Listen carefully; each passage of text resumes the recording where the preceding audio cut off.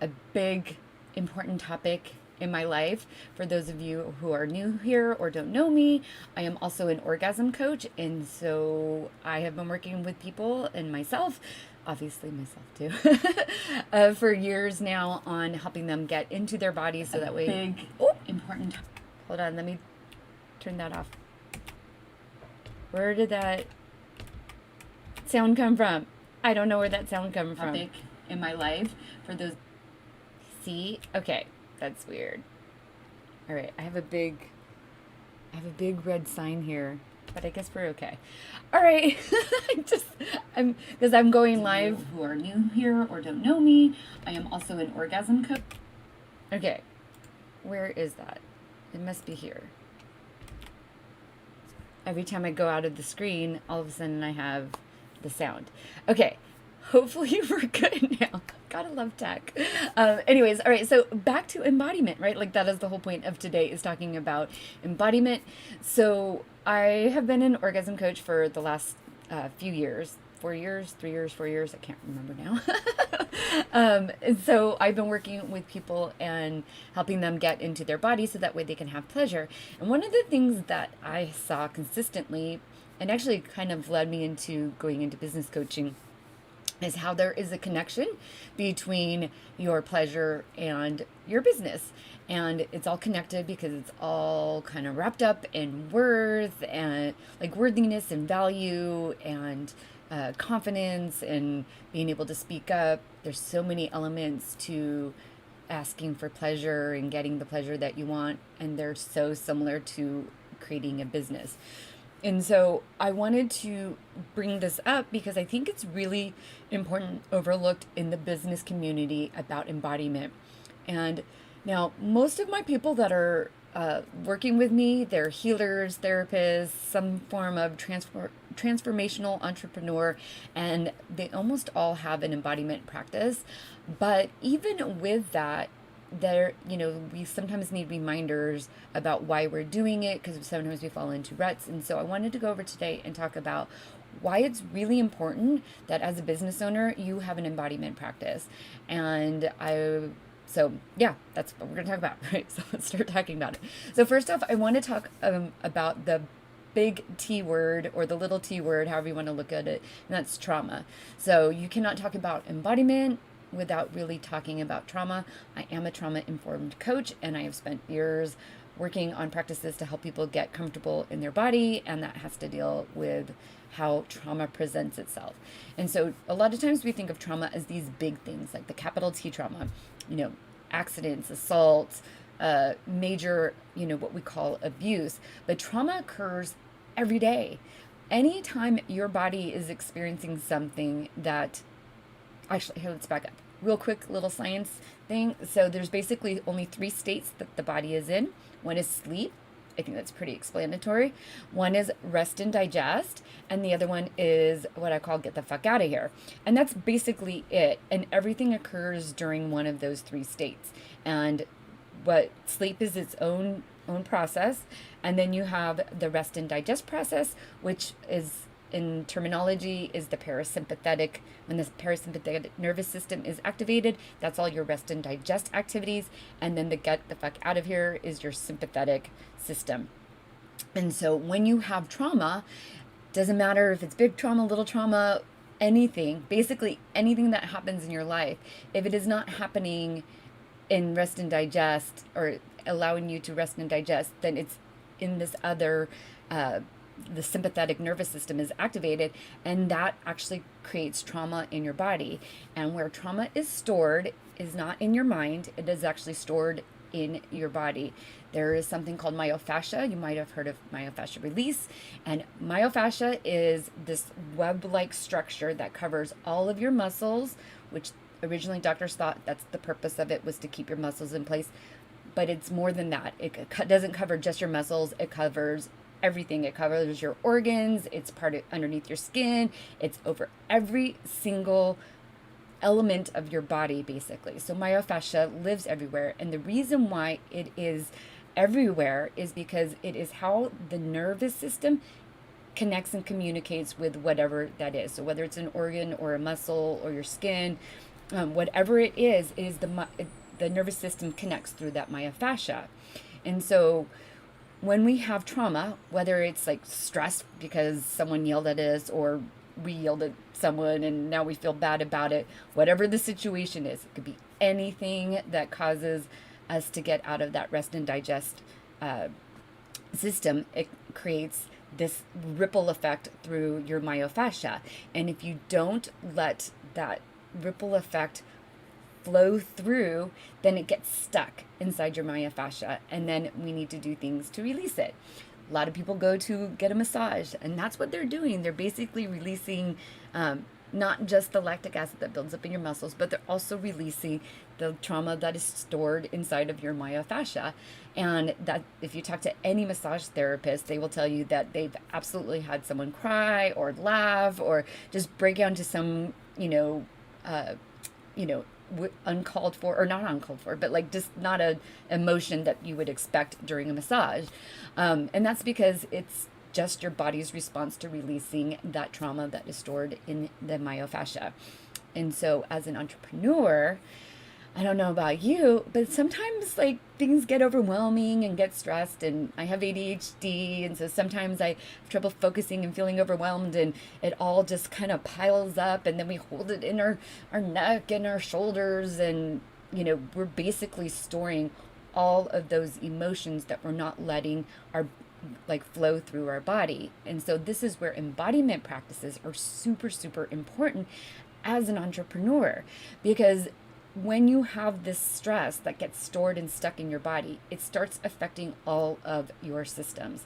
It affects the way that you produce hormones. It affects the way that your organs function. It's the way it affects your muscles. It affects the way you sleep. It starts affecting everything, because everything in your body is connected. It's all connected through this myofascia. It's the big web that connects us all. It connects everything in our body, which also the internet web, right, also connects us all. So it's not a, gosh, I forgot the word. It's not a, it'll come to me. I can't think of it. I'm trying so hard to think of the word. Oh my gosh. Okay. By the way, I have an undefined throat chakra. Throat chakra. See, I even said throat chakra. An undefined throat center in my human design, and so sometimes I really struggle for words. But anyways, getting back to the web and the myofascia and embodiment, as an entrepreneur, it's really important that you learn how to release it. So there are ways that you can work with your body to really get into your body, and as I mentioned, a lot of this has to do with releasing trauma. Now, it's also really important to think about what your default mechanism is for handling trauma, or stress in general. There's 4 basic responses. Most people know about fight and flight, and then there's another one called fright or freeze, and then the 4th one is collapse. And all 4 of them, we kind of circle in and out of the different responses to stress. We're not always going to be one or the other, but we usually have a default mechanism. One, some person may really be like a fighter, and one person may just collapse. The collapse, by the way, kind of is like the ostrich effect, where you just basically put your head in the ground and hope that everything is going to work out and not pay attention to anything. And this is a common one for people who experienced some stressful, traumatic events when they were a kid. Whether or not they were like meant to be harmful is irrelevant. It's just the way your body interpreted the events. But a lot of times we develop this collapse response, and in the way our bodies work with that, especially when you are very little and you can't fight, you can't run away, and you are too scared to even be frozen, you will dissociate, and you basically learn to dissociate from your body. And so we stop feeling our body, because for whatever reasons our brains have figured out in that moment that feeling was not safe for us. And so a lot of embodiment practices that you see out there, breathing techniques, mindfulness activities, meditation, all of these different modalities, they work really well for a big subset of people, but there's also a big group of people that they don't work well for, and that is because they can actually trigger your trauma response patterns. And if you are not used to being in your body and connected to the way everything feels. Once you start feeling that, your subconscious is going to start saying it's not safe to feel, and I need to stop this immediately. And so this is why a lot of people, when they start learning how to meditate, they have to like clear your mind and just get present and notice your breath, and people's mind will just start racing because that is what has always kept them safe. And so there are ways to work with your trauma and find the right embodiment practices.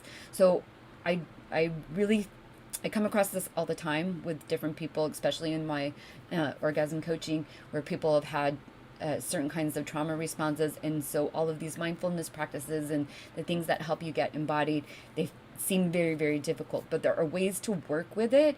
And just know that if something doesn't work for you, it doesn't mean it's a wrong thing or that you're broken. It just means it's not the right thing for you.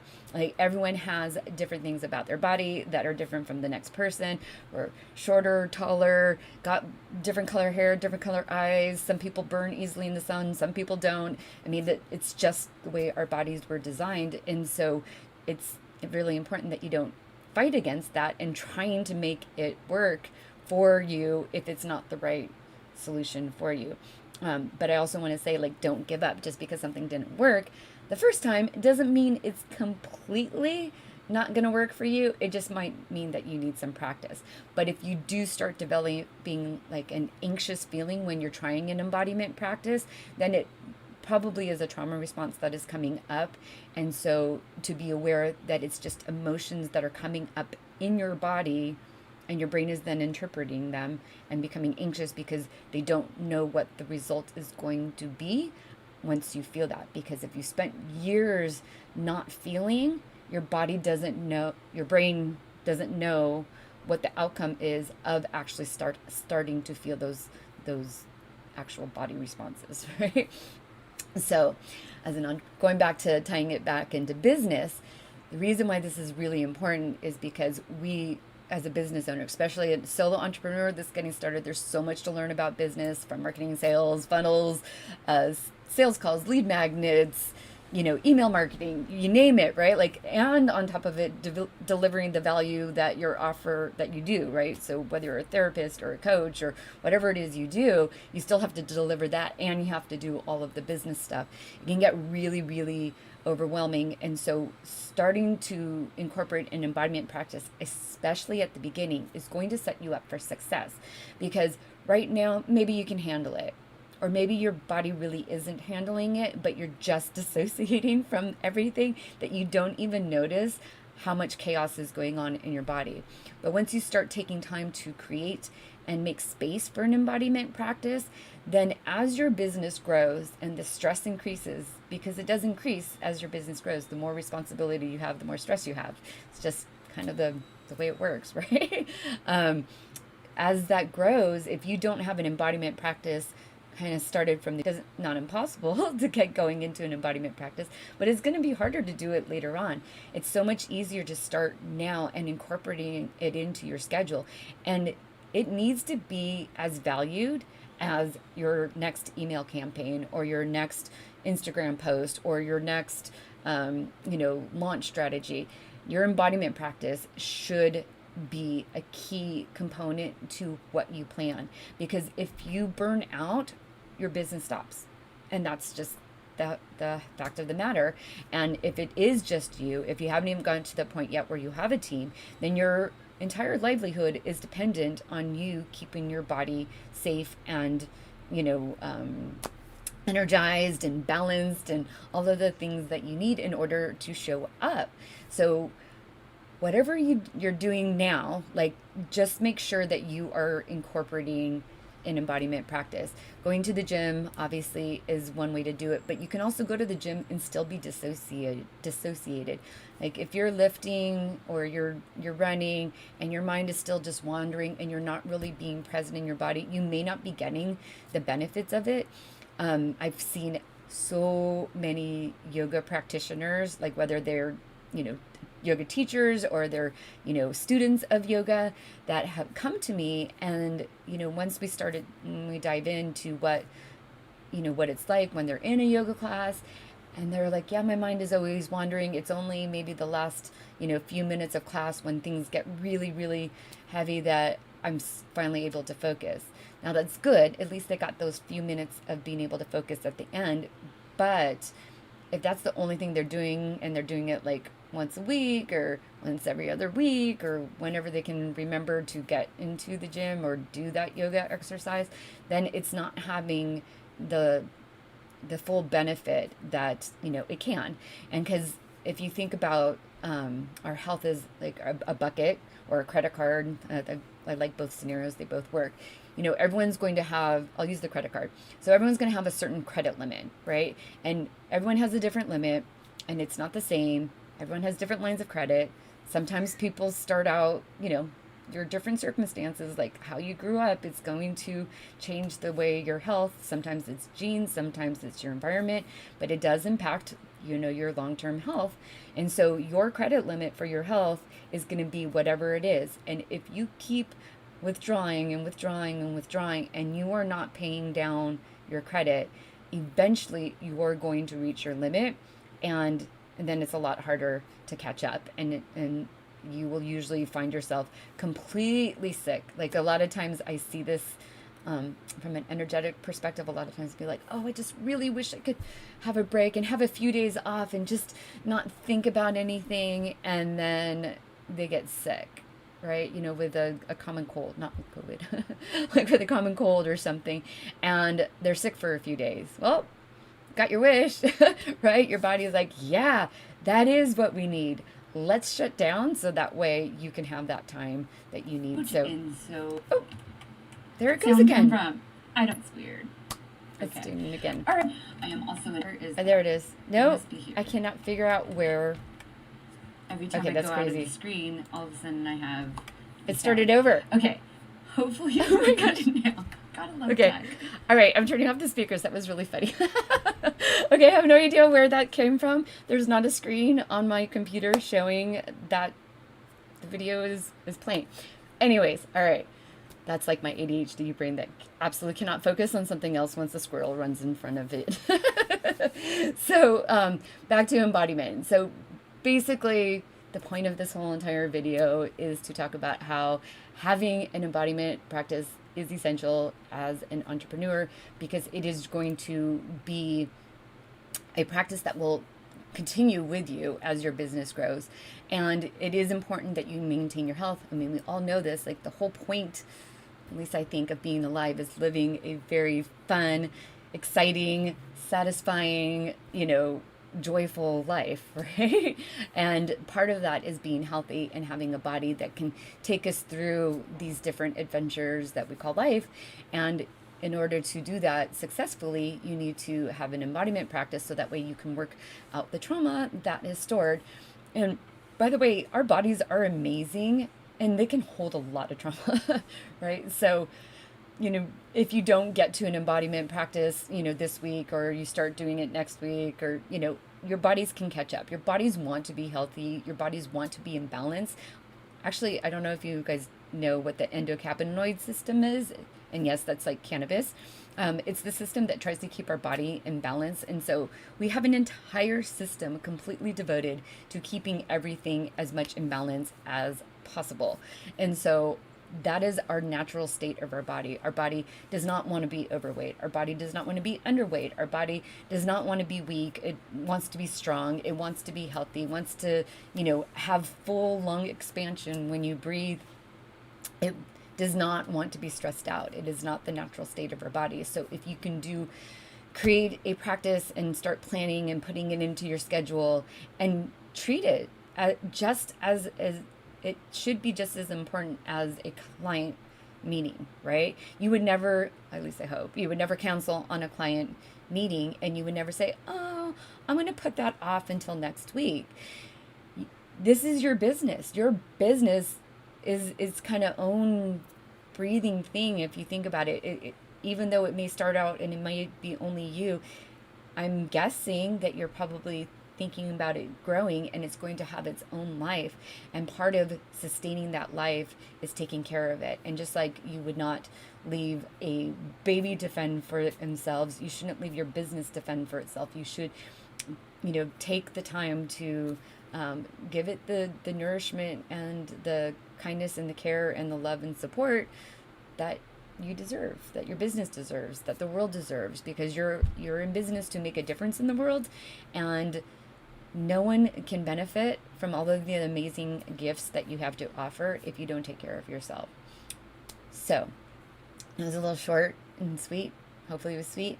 But if you are interested in learning an embodiment, practice and exercise, reach out to me. I have an Embody Your Type where we actually go over your human design chart and help you create an embodiment exercises that are aligned with your type, your strategy, and your authority. And that's one way. And if you want to work with me on orgasm coaching, you can do that too. But definitely go put it into your calendar. Put embodiment practices in there, or at least start working on trying to figure out, how you can take 5 minutes here and 5 minutes there.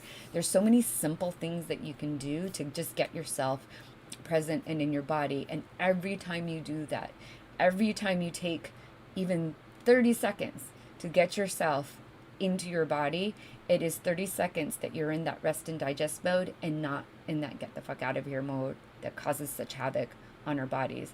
So even if you can't do a 15-minute meditation, don't worry about it.